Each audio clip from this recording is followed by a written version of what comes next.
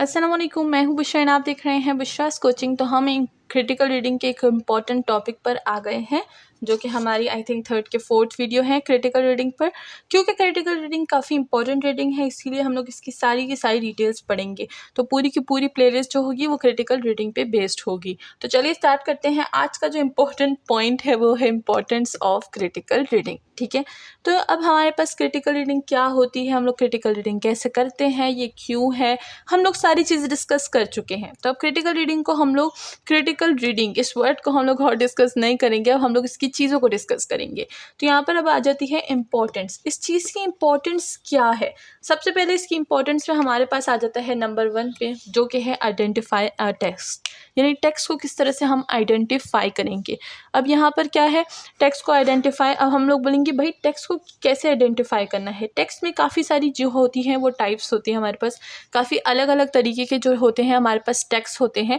तो हम लोग वो टेक्स्ट पढ़ेंगे कि हमारे पास कौन सा टेक्स्ट किस तरह से होता है और उस टेक्स्ट में हमारे पास क्या चीज़ बता रहे होते हैं। ठीक है, तो हमारे पास काफ़ी ज़्यादा हैं, हम लोग यहाँ पर जो है चारों को, जो चार इंपॉर्टेंट हैं उनको डिस्कस करेंगे। सबसे पहले हमारे पास नैरेटिव टेक्स्ट है, एंड देन आर्ग्यूमेंट टेक्स्ट है, देन डिस्क्रिप्टिव टेक्स्ट है, एंड देन एक्सपोजिटरी टेक्स्ट है। तो हम लोग इसके, जब हम लोग इसका वर्ड्स को पढ़ रहे हैं तो नाम से ही हमें कुछ कुछ आइडिया हो रहा है कि इसमें क्या होगा। तो चलिए इसकी डिटेल्स पढ़ते हैं। ये सारी चीज़ें जो है बहुत ही ज़्यादा इंपॉर्टेंट है।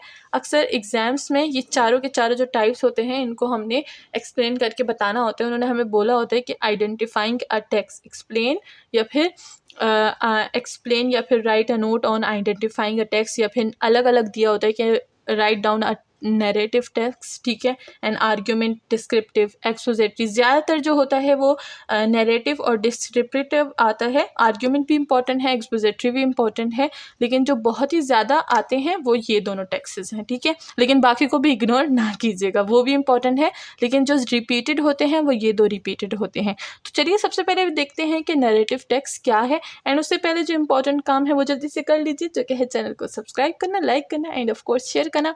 कमेंट सेक्शन में बताइएगा कि हमें नेक्स्ट टॉपिक कौन सा इंग्लिश का स्टार्ट करना चाहिए। चलिए स्टार्ट करते हैं नैरेटिव टेक्स्ट के बारे में। तो हम आ गए हैं नैरेटिव टेक्स्ट की तरफ। तो नैरेटिव टेक्स्ट हमारे पास क्या होता है, ये हमारे पास एक जो हम लोग स्टोरीज़ पढ़ते हैं, नॉवेल्स पढ़ते हैं या फिर कोई ड्रामा देखते हैं। ठीक है, तो ये चीज़ें हमारे पास क्या होती हैं, नैरेटिव टेक्स्ट में आती हैं। तो चलिए इसकी डिटेल्स पढ़ते हैं। A narrative text tell us about a story and entertain the audience. तो ये स्टोरी लिखती है या फिर इंटरटेन करती है ऑडियंस को विद इन डिफरेंट वेज। ठीक है, तो इसका पर्पस क्या होता है, इसका पर्पस होता है कि ये प्रोवाइड करे इंटरटेनमेंट अपने ऑडियंस को। ठीक है, तो ये एक इंटरटेनमेंट तो देती ही देती है, साथ में ये लेसन्स भी देती है। यानी कोई स्टोरी होती है, जैसे कि हमारे पास होती है कि friend is need indeed. ठीक है, तो ये हमारे पास स्टोरीज़ होती हैं या फिर नॉवेल्स होती हैं साथ में, तो वो हमारे पास क्या होती है, नैरेटिव टेक्स्ट के टाइप में होती हैं। तो ये जो सारी चीज़ें इंक्लूड होंगी ये नैरेटिव टेक्स्ट में इंक्लूड होंगी। ठीक है, और ये क्या करती है, ये या फिर ऑडियंस को किसी इशू के बारे में बता रही होती है, या फिर उनको कोई लेसन सिखा रही होती है, या तो उनके इमोशंस जो होते हैं वो एक्साइट करती है, यानी उजागर करती है। ठीक है, उनके इमोशंस को जगाना या फिर उनको एहसास ज़िम्मेदारी दिलाना। ठीक है, इन सब चीज़ों को किस चीज़ में इंक्लूड किया जाता है, नैरेटिव टेक्स्ट में इंक्लूड किया जाता है। तो चलिए इधर जो मैंने डिटेल्स लिखी है उसको रीड करते हैं। The purpose of narrative text other than providing entertainment can be make the audience to think about some issues. तो यहाँ पर इश्यूज़ के बारे में बता रहे हैं। वो इश्यूज़ किसी भी तरह के हो सकते हैं, जैसे कि क्या होता है कि मोहल्ले में शोर करना, ये हमें नहीं करना चाहिए, क्योंकि वहाँ पर काफ़ी सारी जो लोग होते हैं उनको क्या होती है, तकलीफ़ होती है। तो ये हो गया हमारे पास इशू। जैसे कि बुली नहीं करना चाहिए अपने फ्रेंड्स को। ठीक है ना, ये भी बहुत बड़ा इशू है।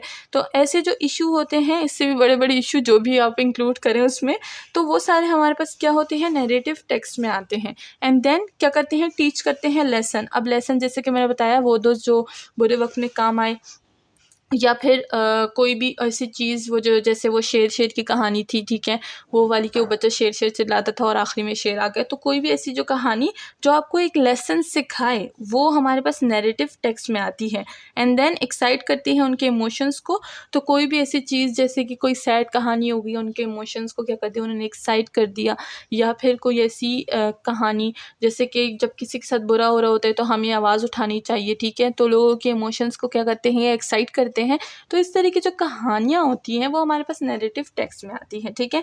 एंड देन ये क्या होती हैं, फॉर्म ऑफ नॉवल में भी हो सकती हैं, ड्रामा में भी हो सकती हैं, स्टोरी बुक के फॉर्म में भी हो सकती हैं, काफ़ी सारे फॉर्म्स होंगे इसके, ठीक है। स्टेज ड्रामा जो होता है उसमें भी इंक्लूडेड है, ठीक है। एंड देन ये क्या करती है, ये डील करती है रियल और इमेजनरी क्या स्टोरीज़ पे। अब वो रियल भी हो सकती है, इमेजनरी भी हो सकती है, जैसे कि हमारे पास जो फेरी टेल होती है। अच्छा, अब मैं जो बुक्स होंगी, मतलब जो नैरेटिव टेक्स्ट है उसके मैं एग्जांपल बता रही हूँ, तो वो आप अपने साथ क्या करें, इंक्लूड करें, ठीक है। जैसे कि फेरी टेल होती है, फेरी टेल क्या होती है, इमेजनरी होती है ना, यानी नॉन फिक्शनल होती है, ठीक है। तो हम लोग क्या करते हैं, क्या होता है हमारे पास, सॉरी फिक्शनल होती है, क्योंकि वो क्या होती है, रियल नहीं होती। तो फिक्शनल हमारे पास क्या होती है, रियल नहीं होती, और नॉन फिक्शनल हमारे पास रियल होता है। तो जो फेरी टेल होती है वो नॉन फिक्शनल में आती है, यानी इमेजनरी में आती है। तो ये हमारे पास क्या है, नैरेटिव टेक्स्ट है। एंड देन हमारे पास एक नॉन फिक्शनल आता है, जैसे कि कोई साइंटिफिक बुक हो, ठीक है, किसी भी जैसे कि उन्होंने केमिकल के बारे में कोई रिसर्च की है, उसकी बुक है, तो वो हमारे पास क्या है, वो हमारे पास रियल में आती है, यानी नॉन फिक्शनल हो गया हमारे पास वो। एंड देन हमारे पास हिस्ट्री बुक्स आती हैं और बायोग्राफीज़ आती हैं, ठीक है। तो ये जो सारी चीज़ें होती है हमारे पास क्या होती है, नैरेटिव टेक्स्ट की एग्जांपल्स हैं। तो इन एग्जांपल्स को आप लिख सकते हैं साथ में, एंड ये आपने इंक्लूड करनी है, क्योंकि मैंने बताई है तो इंक्लूड कीजिएगा। तो यहाँ पर मैंने जगह नहीं थी तो मैंने लिखा नहीं, सोचा कि मैं बता दूँगी सिर्फ। तो ये जो सारी बुक्स मैंने आपको बताई, ये सारी एग्जांपल्स में इंक्लूड होंगी, फेरी टेल्स और science fictions, history fictions and biography and etcetera etcetera. काफ़ी ज़्यादा एग्जांपल्स है जो आप इसकी लिख सकते हैं। तो ये है हमारा नैरेटिव टेक्स्ट। नेक्स्ट चलते हैं अपने आर्ग्यूमेंट टेक्स्ट की तरफ। तो अब हम आ गए हैं नेक्स्ट टेक्स्ट की तरफ, जो कि आर्ग्यूमेंट टेक्स्ट है, ठीक है। अब आर्ग्यूमेंट टेक्स्ट हमारे पास कौन सा टेक्स्ट है, ये वो टेक्स्ट है जो लोगों की ज़िंदगियाँ चेंज कर सकता है। अब वो दो लिहाज से चेंज कर सकता है, या तो वो अच्छे लिहाज से चेंज करेगा, या तो वो नेगेटिव साइड से चेंज करेगा, ठीक है। तो यहाँ पर हम लोग पढ़ लेते हैं, aim is to change the life of reader, ठीक है। तो ये क्या करता है, रीडर की लाइफ को चेंज कर देता है। अब ऐसी भी काफ़ी ज़्यादा बुक्स होती हैं जो अक्सर कोई लोग पढ़ लेते हैं, ठीक है। कोई ऐसा होता है, कोई डिप्रेशन के लोग होंगे, ठीक है, तो वो उनके लिए एक अलग तरीके की बुक्स होती हैं। तो अगर वो बुक वो पढ़ ले तो वो क्या होता है, अपने डिप्रेशन से निकलता है और उसको पता चलता है कि ज़िंदगी इज़ वेरी ब्यूटीफुल, और वो क्या करता है, ज़िंदगी की तरफ दोबारा से चला जाता है। तो ऐसे क्या होता है, इसको हम लोग क्या बोलते हैं, आर्ग्यूमेंट टेक्स्ट बोलते हैं। यानी ये क्या करता है, रीडर की लाइफ को चेंज कर देता है। तो अब तो ये था कि डिप्रेशन के जो मरीज़ था उसको निकाल दिया उसने डिप्रेशन से, एंड वो ज़िंदगी की तरफ दोबारा से चला गया, उसको पता चल गया कि life is very beautiful now. अब ये तो एक पॉजिटिव साइड हुआ। अब एक नेगेटिव साइड भी होता है, जैसे कि कोई क्रिमिनल कोई बुक पढ़ ले, या फिर कोई ऐसी बुक जिसमें काफ़ी सैड स्टोरी हो या सैड एंडिंग हो, तो वो क्या करता है, वो रीडर को नेगेटिव साइड पे लेकर चलता है, ठीक है। अब नेगेटिव साइड भी काफ़ी ज़्यादा होती है, जैसे कि वो बोलेगा कि हाँ बस ज़िंदगी में एंडिंग क्या होती है, सैड ही होती हैं, कोई हैप्पी एंडिंग नहीं होती। तो वो क्या हुआ, वो नेगेटिव हो गया। तो अब वो जो रीडर है उसका जो माइंड हो गया वो नेगेटिव साइड पे चला गया। तो ये हमारे पास क्या हुआ, ये भी आर्ग्यूमेंट टेक्स्ट में हुआ। तो जैसे कि मैंने यहाँ पर लिखा है, मे कंसिस्ट ऑन पॉजिटिव और नेगेटिव क्वालिटीज़ और कैरेक्टरिस्टिक ऑफ समथिंग और सम वन। तो या तो वो किसी चीज़ के बारे में नेगेटिव सोचेगा, या तो वो क्या सोचेगा कि वो अपने करेक्टर को ही नेगेटिव की तरफ ले जाएगा।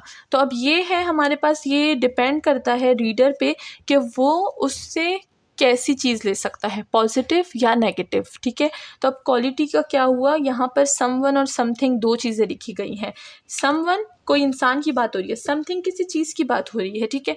तो अब यहाँ पर समथिंग हम लोग काफ़ी सारी चीज़ों के बारे में बोल सकते हैं, जैसे कि अगर कोई एक इंसान है जो कि क्या कर रहा है, किसी टेस्ट के लिए अप्लाई कर रहा है, ठीक है, एंड देन वो बार बार अप्लाई कर रहा है लेकिन वो चीज़ उसकी नहीं हो रही, ठीक है, काफ़ी दफ़ा ट्राई कर रहा है लेकिन नहीं हो रही। तो वो समथिंग हो गया, उसने अपना माइंड बना लिया कि ये चीज़ नहीं होनी। तो ये क्या किया, उसने नेगेटिव माइंड ऑफ स्टेट ले लिया। तो ये रीडर की लाइफ चेंज कर सकता है। उसने बोला नहीं हो रहा, ये मैं जितना भी ट्राई कर लूँ, तो उसने नेगेटिव चीज़ ले ली, यानी समथिंग जो कोई नेगेटिव क्वालिटी है। तो वो उसने छोड़ दिया कि बस नहीं हो रहा, ये नेगेटिव चीज़ है, ठीक है, उसने नेगेटिव माइंड अपना बना लिया। नाउ समवन, जैसे कि मैंने इंसान की बात की कि कोई इंसान सही तरीके से सही उससे भी जा सकता है, पॉजिटिव चीज़ से भी ले सकता है या फिर नेगेटिव चीज़ ले सकता है। तो जैसे कोई इंसान था जो डिप्रेशन में था, जो चला गया अपनी ज़िंदगी की तरफ, ठीक है, उसने कोई अच्छी सी बुक पढ़ ली जो उसको ज़िंदगी की तरफ ले गई। एंड कोई इंसान था जो था सही, लेकिन उसने एक रीडिंग की और उससे क्या हो गया, उसकी जो लाइफ है वो नेगेटिव की तरफ चली गई, उसने कोई नेगेटिव डिसीजन उसके बेस पर ले लिए।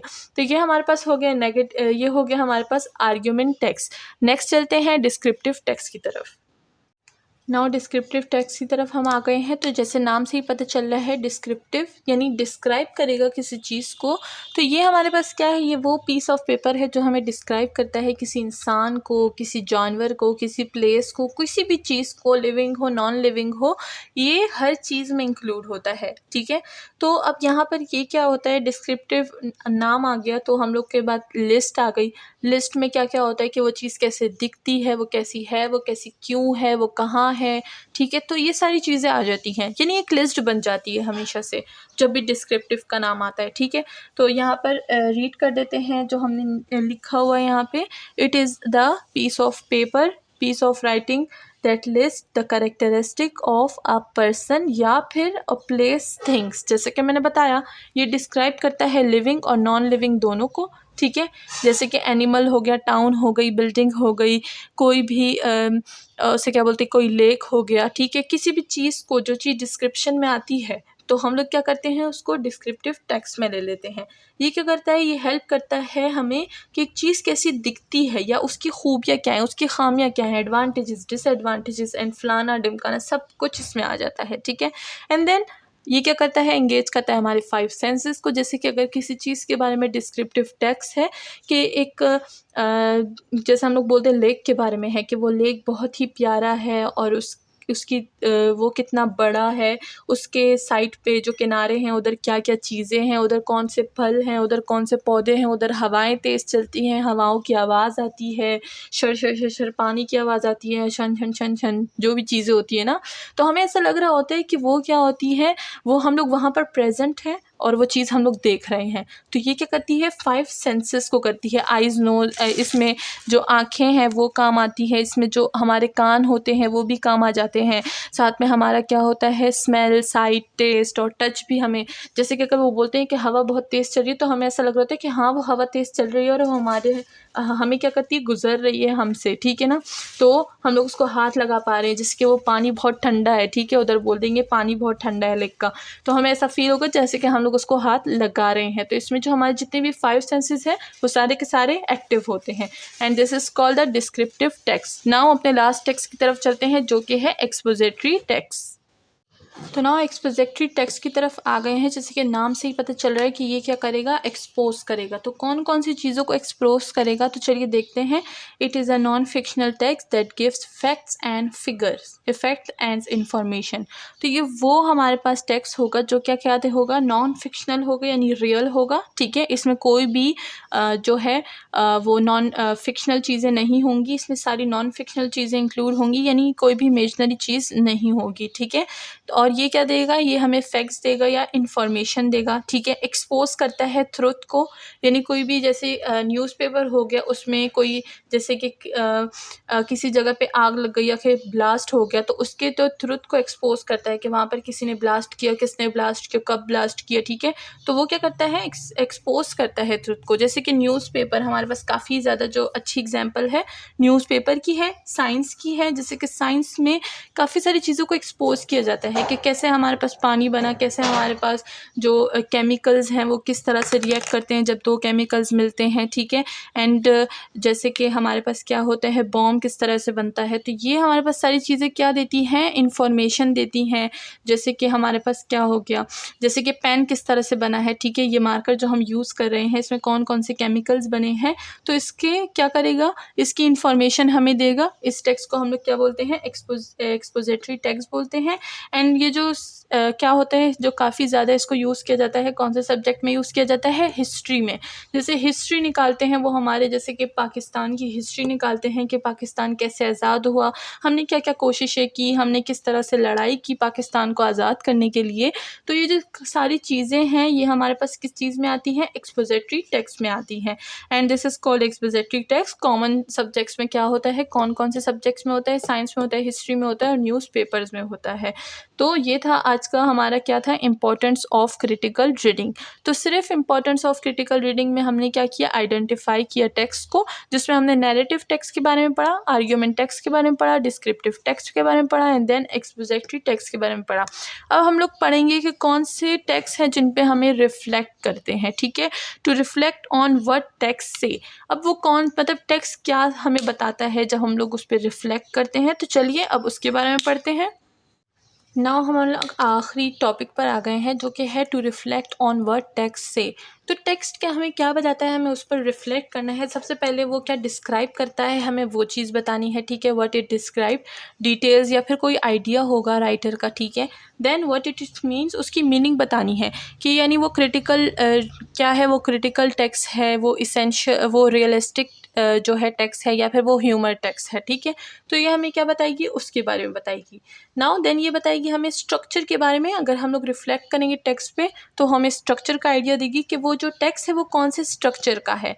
देन हमारी जो क्रिटिकल रीडिंग है, जो कि हमारा मेन टॉपिक है, वो हमें किस तरफ लेकर जाता है, क्रिटिकल थिंकिंग की तरफ लेकर जाता है, ताकि हम लोग अपनी जजमेंटल थिंकिंग करें उसके बारे में कि वो हमें क्या देता है, ठीक है। And then last but not least, develop deep thinking. ये डेवलप करता है हमें डीप थिंकिंग में। ऑफ कोर्स हम लोग क्रिटिकल रीडिंग के बारे में बात कर रहे हैं, तो जो डीप थिंकिंग है दैट इज़ वेरी मस्ट, हमें डीप थिंकिंग करनी है एंड देन ही हम लोग क्रिटिकल रीडिंग कर पाएंगे। एंड इसी के साथ आज की वीडियो को एंड करते हैं। अपना ख्याल रखिएगा, चैनल को लाइक सब्सक्राइब और शेयर करना बिल्कुल ना भूलिएगा एंड नेक्स्ट वीडियो के लिए वेट कीजिएगा।